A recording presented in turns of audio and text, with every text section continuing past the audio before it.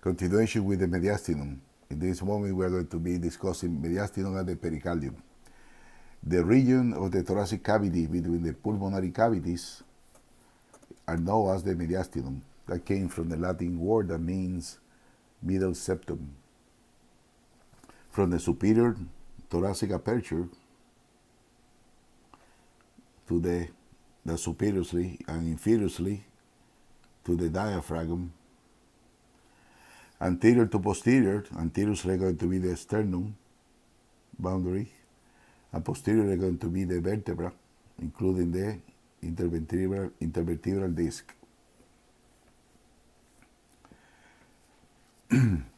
So the space, we are talking about superior, inferior, anterior, posterior, and we are going to have two lateral walls that divide that mediastinum from the lungs, and we call that wall the mediastinal parietal pleura or mediastinal pleura. Just remember that the pleura is parietal, and all the contents of the thoracic viscera are going to be there except the lungs, because the lungs are going to be in the pulmonary cavities. The transverse thoracic plane divides the mediastinum in one superior and one inferior. So we have the transverse thoracic plane dividing mediastinum in one superior, one inferior. So the superior mediastinum is superior to the transverse thoracic plane, and the inferior mediastinum is inferior, and it's going to be the inferior mediastinum is going to be divided by the pericardium in one anterior, one posterior, and the middle mediastinum. The middle mediastinum includes the pericardium, the heart, the proximal great vessels, including the ascending aorta, as well as the phrenic nerves and the pericardiophrenik vessels. Thank you. The mediastinal pleura reflected laterally. The phrenic nerve travels on the surface of the anterior scalene muscles in the space between the pericardium and the mediastinal pleura. Remember the mediastinal parietal pleura, and innervate the hemidiaphragms. We can see here the mediastinal pleura.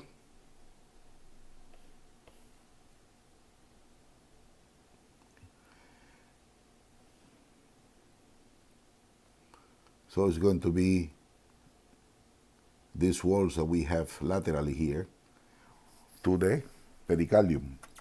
So those are going to be the lateral walls that separates the mediastinum or the mediastinum from the pulmonary cavities.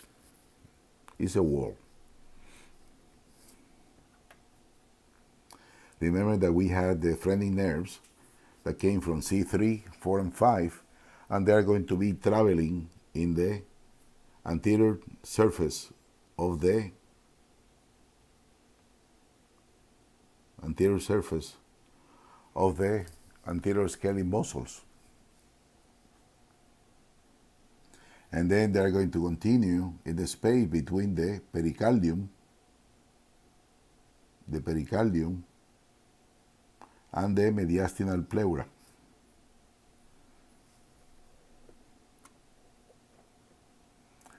And during that course, he's going to innervate the hemidiaphragm inferiously, in the right, in the left side. The vagus nerve,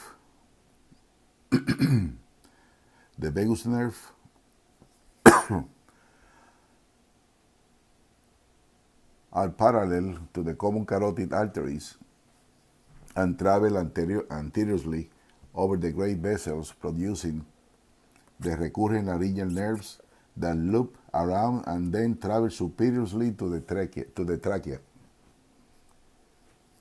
We have been discussed that before, but I'm going to paint here in blue when we have the vagus giving the branch and producing the left recurrent laryngeal nerve, and the same is going to happen around the right subclavian artery, and then we are going to have the right recurrent laryngeal nerve lateral in the right side of the trachea.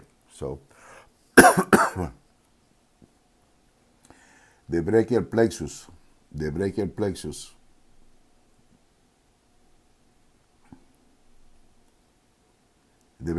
are posterior to the anterior scaling muscle with the subclavian artery. So I'm going to remember you that anterior to the anterior scaling, we are going to have the subclavian vein. Then posterior to the anterior scaling muscle, we are going to have the subclavian artery. And posterior to the subclavian artery, we have the brachial plexus. So brachial plexus is behind the subclavian artery. The great vessels is a term to refer collectively to the large vessels that bring blood to and from the heart. That include the superior vena cava, inferior vena cava, the pulmonary arteries, pulmonary veins, and the aorta. The pericardium is known as the pericardial sac, is going to surround the heart. The internal thoracic arteries are branches of the subclavian arteries. Repeat, the internal thoracic arteries are branches of the subclavian arteries, and the pericardiophrenik arteries are branched from the internal thoracic artery to supply the pericardium and the diaphragm. Different from the pericardiophrenik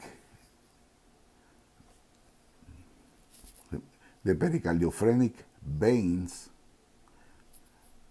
The pericardiophrenik veins came from the right and left brachiocephalic veins. It's a tributary of the right and left brachiocephalic veins.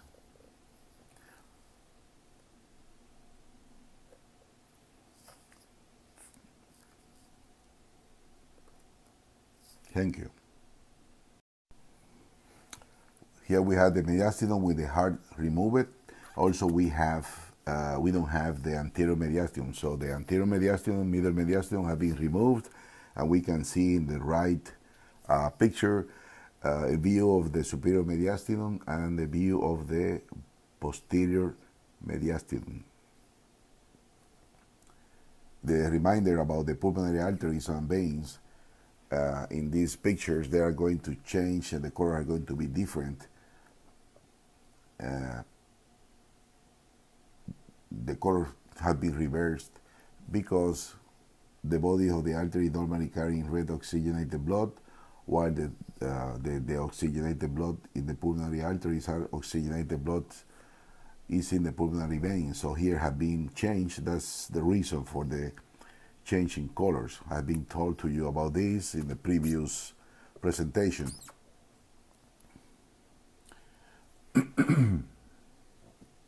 So we are going to have that the trachea and the bronchi are anterior to the esophagus. So the trachea is in the superior mediastinum, and the right and left main bronchus are going to be in the posterior mediastinum.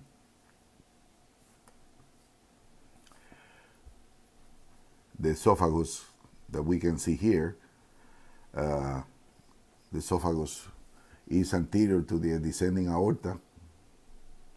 Repeat, the esophagus is anterior to the descending thoracic aorta and is in the posterior mediastinum.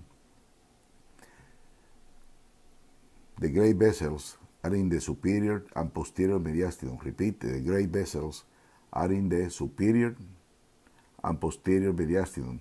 Remember, here in the posterior mediastinum, we can see the pulmonary arteries in blue, and they are in the posterior mediastinum, as well as the pulmonary veins are in the inferior mediastinum. The azygous veins, repeat, the azygous vein, the inferior thoracic duct are in the right posterior mediastinum, over here. Let me remove that so you can see. I'm going to just put a little bit. And the vagus nerve are medial to the phrenic nerve in the neck. It's going to be between the internal jugular vein and the common carotid, and produce the laryngeal nerves and help from the esophageal plexus, and help to form the esophageal plexus. So the vagus give the right and left recurrent laryngeal nerve. I want to remind you that the right and left laryngeal, left recurrent laryngeal nerve and right recurrent laryngeal nerve are going to happen in a different way in the right side from the left side. In the left side, remember that the vagus is going to travel on the top of the arch of the aorta, and when he reach laterally the ligamentum arterioso, he is going to give a branch that loops and create the left recurrent laryngeal nerve. In the right side is when the vagus pass over the subclavian artery, that again is going to branch and give a loop that going below and up and lateral to the trachea, and it's going to give the right recurrent laryngeal nerve. That's the way that happens in both sides, different from the right to the left. Remember about the azygous vein that we can see here, the posterior right mediastinum. When they reach between T5 to T6, the thoracic duct start to moving from right to left to eventually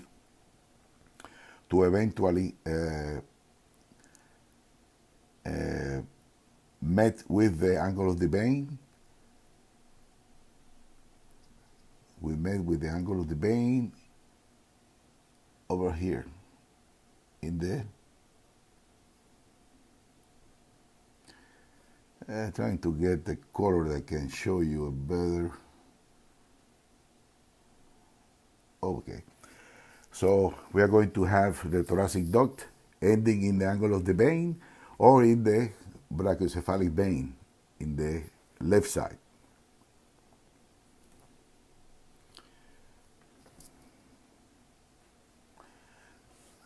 The superior vena cava is formed by the union of the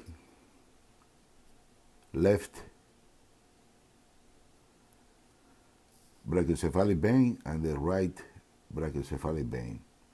When they meet, that's the roots of the superior vena cava. The inferior vena cava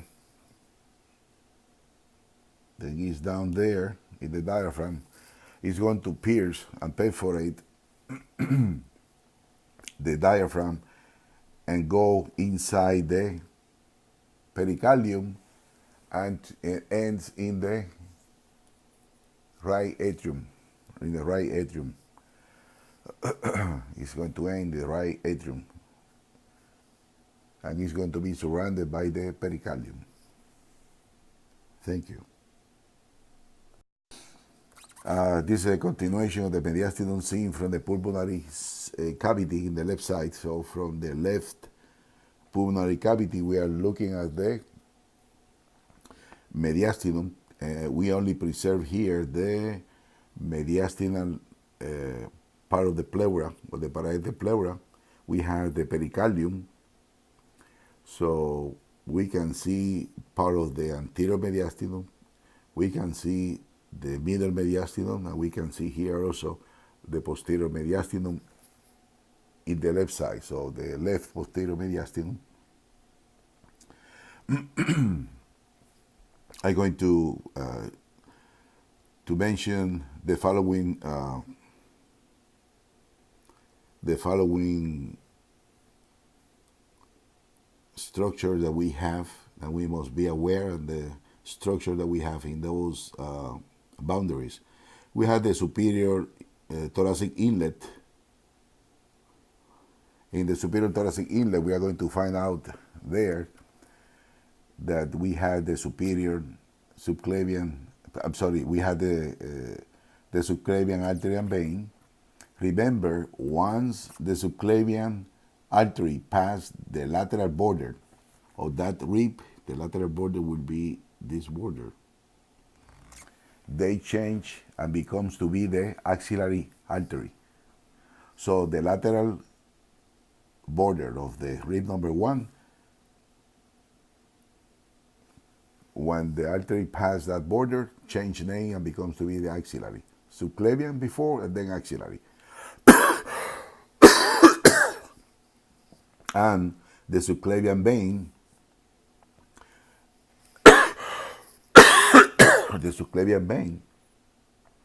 the same, when she go back to the heart and pass the lateral border of rib number 1, the name change from axillary to subclavian vein.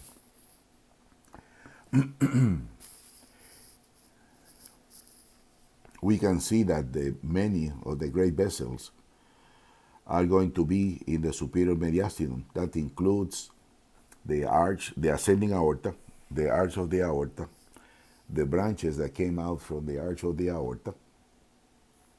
We are going to have the subclavian artery and veins are going to be in the superior mediastinum. The brachiocephalic veins, the right and left brachiocephalic veins, are going to be in the superior mediastinum. The superior vena cava that is formed by the union of the right and left brachiocephalic veins are going to be in the superior mediastinum. We are going to have the phrenic nerve that is going to run between the mediastinal part of the parietal pleura and the pericardium, and it's going to end in the anterior mediastinum. It's going to happen in the anterior mediastinum. Remember, with the phrenic nerve, usually you're going to be traveling with the phrenic nerve. You're going to have the pericardiophrenik artery and veins, and all of them are going to be running together, ending in the anterior mediastinum, between the pericardium and the mediastinal part of the parietal pleura.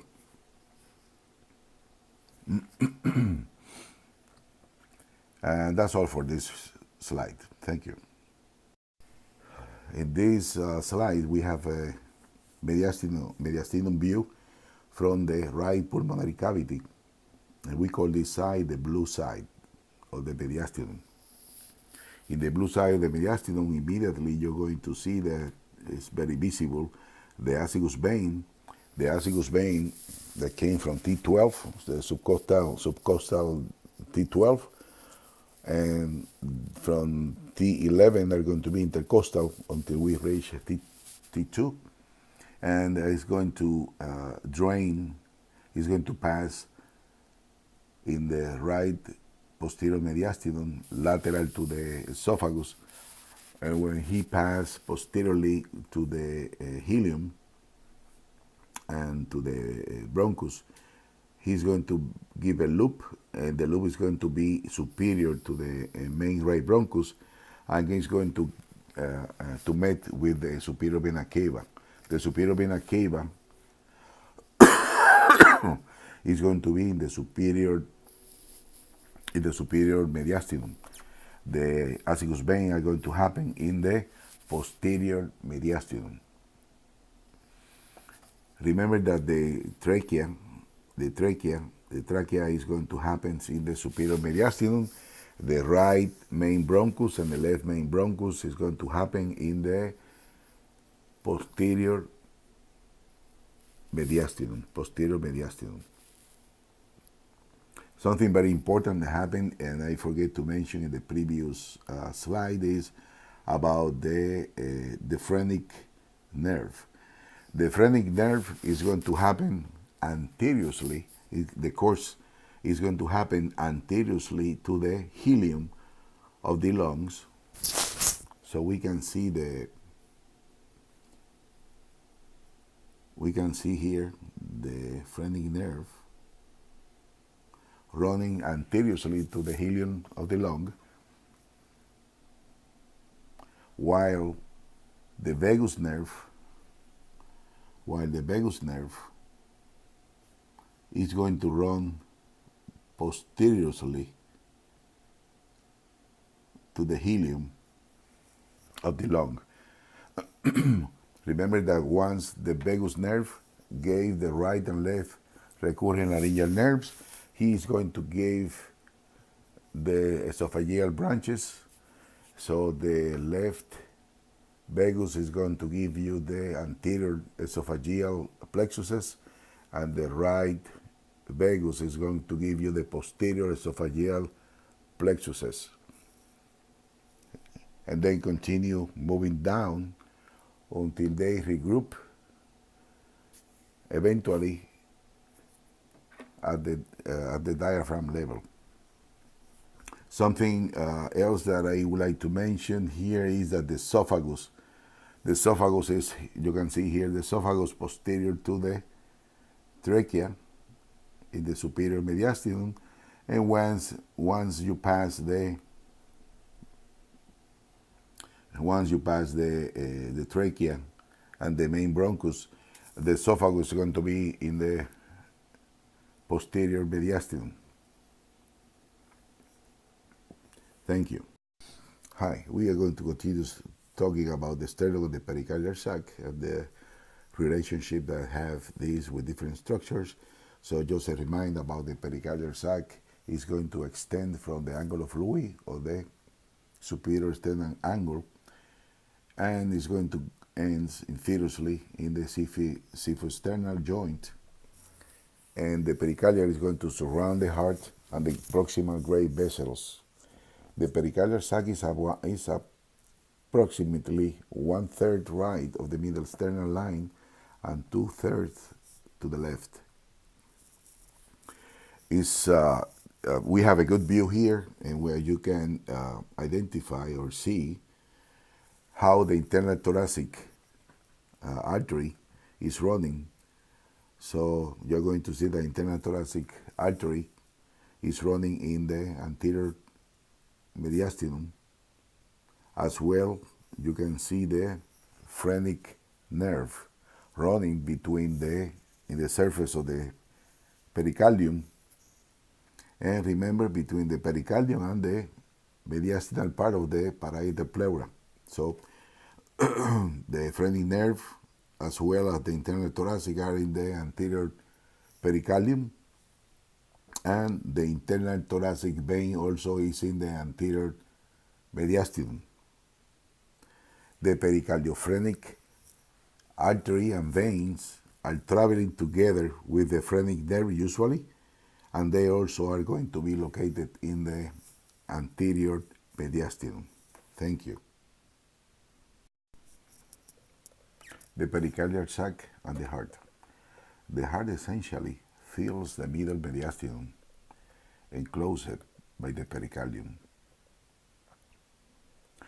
The pericardium is a closed sac with two layers. The outer is a fibrous pericardium that stabilizes the heart, and within the fibrous layer is a collapsed sac that we call the serous pericardium. Due to the embryologic heart invaginated the wall of the serous sac that practically obliterate the pericardial cavity, leaving a potential space with a small amount of serous pericardial fluid between the layers of the epicardium and the parietal pericardium. Remember that the pericardium is the outmost layer that you have in the surface of the heart. Is when you touch the heart, you're touching the epicardium. And the epicardium cannot be removed from the heart without destroying the tissues.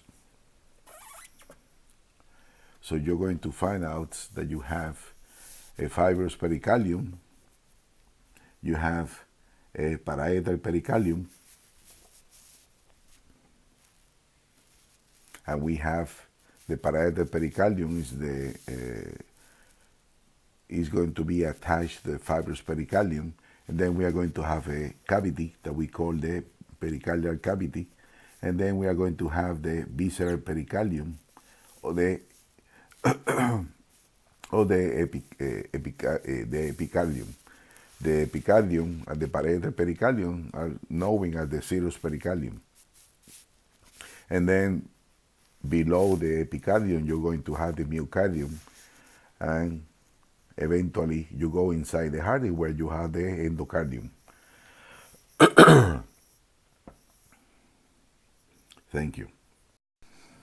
We're going to discuss a little bit about pericardiocentesis and the importance to know the structure that you have and that allow you to perform these procedures in the patient. The pericardiocentesis means to remove the excess of fluids from to relieve a cardiac tamponade or compression of the heart by an accumulation of fluid into the pericardial sac. That can be blood, that can be due to infections, that can be due to heart disease, and many other reasons. We have in the left lung a cardiac notch that leaves part of the pericardial sac exposed. We call the bare area of the pericardium just above the left costal margin, just above the left costal margin,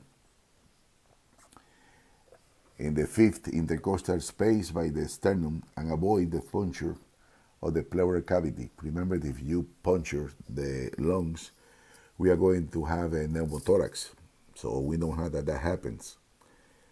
The sac may also be reached by the entry through the infrasternal angle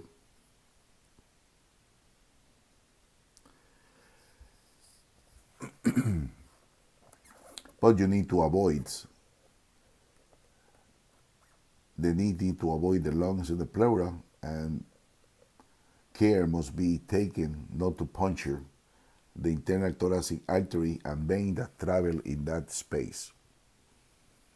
So it's better if you can go in above the costal margin in the fifth intercostal space. It's a better way to avoid the puncture of the internal thoracic artery. And pericardiocentesis is to release and remove the excess of liquid that we can have inside the pericardium. Thank you. This is a pericardial sac, the heart drawn out from left lateral view. So the pericardium is attached to the diaphragm and surround the root of the great vessels, including the heart. In this view, as you can see, a part of the pericardium has been removed, but let you see that the roots of the great vessels that came from the heart, out from the heart, or coming to the heart, so means arteries or veins, those roots are inside the middle mediastinum, and that include the inferior vena cava that came, pierce the diaphragm, pierce the pericardium, and ends in the right atrium. We have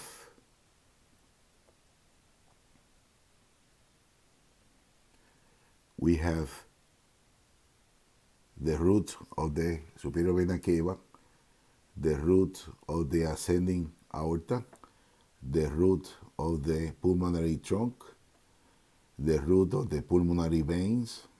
These one are the left pulmonary veins. Remember, you have the right one in the other side that we cannot see. So all of those are the roots of the great vessels, and they are in the middle mediastinum. Thank you. The pericardial sac. To remove the heart, 8 vessels piercing the sac were severed or have been cut. They are the inferior vena cava, the right pulmonary veins, the left pulmonary veins, the right pulmonary veins, the superior vena cava, the root of the ascending aorta, and the roots of the pulmonary trunk have been cut.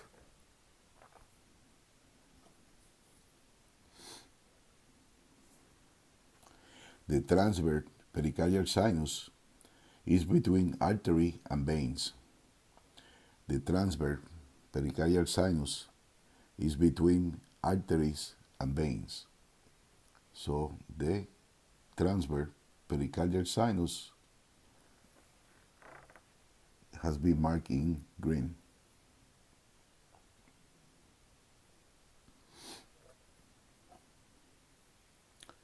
The oblique pericardial sinus is inferior. The oblique pericardial sinus is inferior to the veins.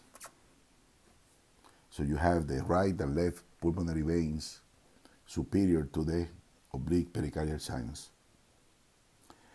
The superior vena cava, the pulmonary trunk, and the aorta have intrapericardial portion. What that means? That means that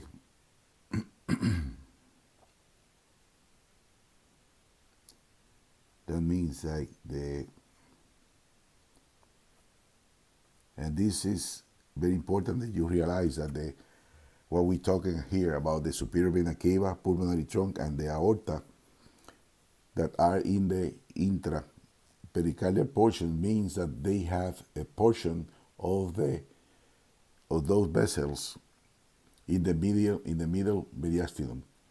But we are talking only about the roots, So we have the roots of the superior vena cava, the root of the ascending aorta, the root of the pulmonary trunk are in the middle mediastinum or in the intrapericardial portion or inside the pericardium. The peak of the pericardial sac occurs at the junction of the ascending aorta and the arch of the aorta. So this is the highest point of the pericardial sac. It's going here and going there. But I'm going to repeat again. The root of the ascending aorta is in the middle mediastinum. The rest of the ascending aorta, including the arch, are in the superior mediastinum. If you have any doubt, please refer to your Moore's book, and you can talk with me when you see me in the lab or during any time in the the college. Thank you, and have a good night. The pericardial sinuses, the transverse pericardial sinuses is important for cardiac surgeons, especially for thoracic surgeons. A finger can be passed through the transverse pericardial sinus posteriorly, but not to the oblique pericardial sinus. Placing a ligature or clamp around these vessels allows diversion of circulation of blood in these large arteries while performing cardiac surgery. Something that I would like to mention in this slide is about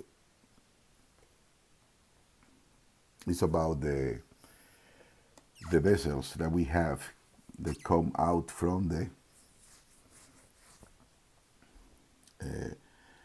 brachiocephalic veins, that you can see the pericardiophrenik veins in this area. So also in the right side, I'm going to highlight only the left area.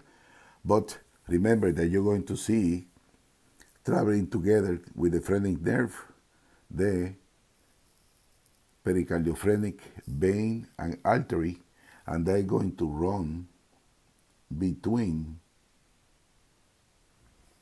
the pericardium and the mediastinal part of the parietal pleura. So between them is that you are going to have the pericardiophrenik, repeat, the pericardiophrenik artery and vein. Remember, the pericardiophrenik artery is a branch of the internal thoracic artery. It's a branch of the internal thoracic artery that we can see up there on both sides. And the internal thoracic artery is going to run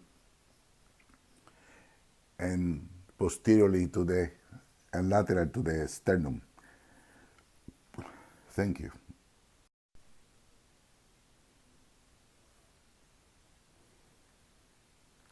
The pericardium, arterial and nerve supply, including venous drainage.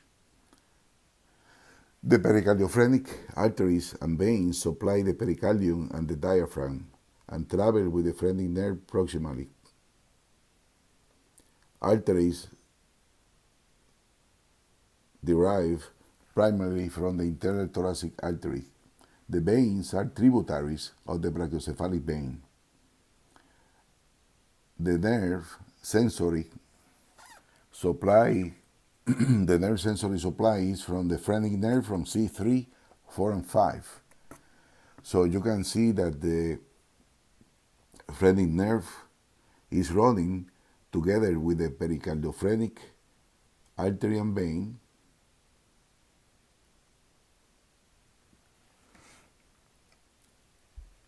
in both sides, in the right and left side.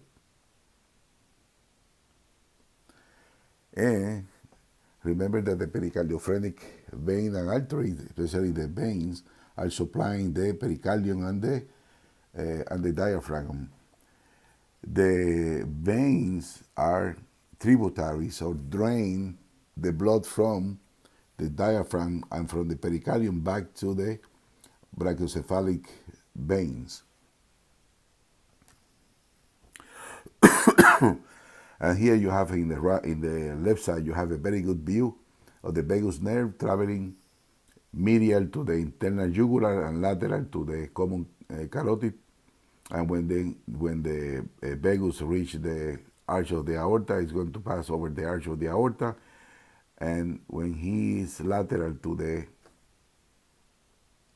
ligamentum arterioso, he's giving the branch that loop and going back and makes the left recurrent laryngeal nerve in the left side. And a reminder that the phrenic nerve is a nerve that is a sensory, and supply is from the phrenic nerve from C3, 4, and 5 that keep you alive. Thank you and have a good night.